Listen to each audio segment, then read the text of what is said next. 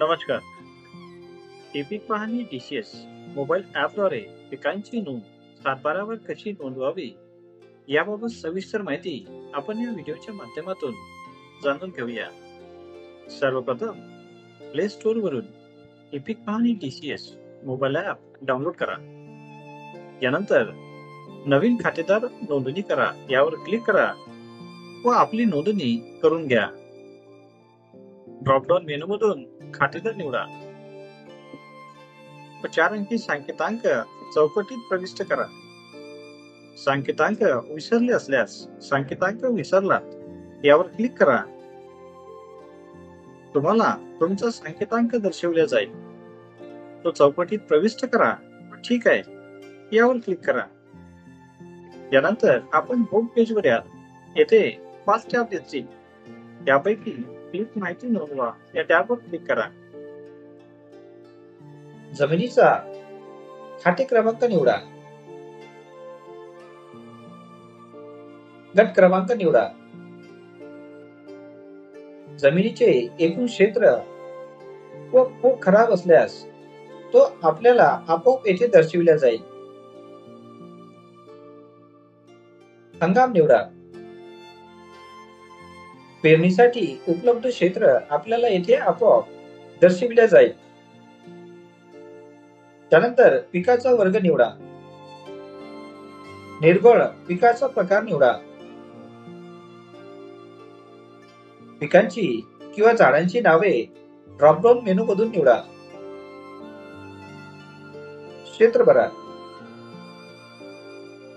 जलसिंचनाचे साधन dropdown menu मधून निवडा. सिंचन पद्धत निवडा. लागवडीचा दिनांक उजव्या कोपऱ्यात दिसत असलेल्या कॅलेंडर मधून निवडा. यानंतर आपल्याला किमान आधारभूत किंमत योजनेअंतर्गत विक्रीसाठी नोंदणी करावयाची आहे का असा प्रश्न विचारला जाईल. तेव्हा योग्य तो पर्याय निवडा व पुढे जा यावर क्लिक करा. त्यानंतर अक्षांश, रेखांश व अचूकता आपल्याला येथे पाहावयास उपलब्ध होईल. निवडलेल्या गटापासूनचे अंतर मीटरमध्ये आपल्याला येथे दर्शविले जाईल. लाल रंगाने दर्शविलेला चौकोन हिरवा झाल्यानंतर पुढे जा या बटनवर क्लिक करा. पिकांचे 2 फोटो घेणे करता कॅमेराच्या आयकॉनसह छायाचित्र 1 व छायाचित्र 2 असे 2 बटन तुम्हाला दिलेले आहेत. छायाचित्र 1 यावर क्लिक केल्यास निवडलेल्या गट क्रमांकापासूनचे अंतर मीटरमध्ये आपल्याला येथे दर्शविले जाईल. आपण निवडलेल्या गट क्रमांकापासून दूर आहात. कृपया गट क्रमांकाच्या जवळ जाऊन फोटो घ्यावा असा संदेश दाखविला जाईल. अशा वेळेस गट क्रमांकापासून 20 मीटरच्या आत जाऊन फोटो घेणे अनिवार्य आहे. अन्यथा आपल्याला पुढे जाता येणार नाही. ठीक आहे यावर क्लिक करा व फोटो घ्या. छायाचित्र 2 या बटनवर क्लिक केल्यास पुन्हा वरील प्रमाणे सेम संदेश दाखविला जाईल. ठीक आहे यावर क्लिक करा व फोटो घ्या. आपण माहितीची पुष्टी करा या पेजवर या. खातेदाराने भरलेली संपूर्ण माहिती येथे आपल्याला दर्शविल्या जाईल.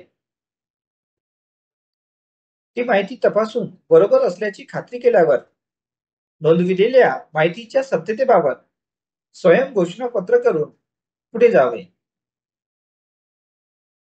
आपण नेटवर्कमध्ये असल्यास पीक माहिती साठवली व अपलोड झाली आहे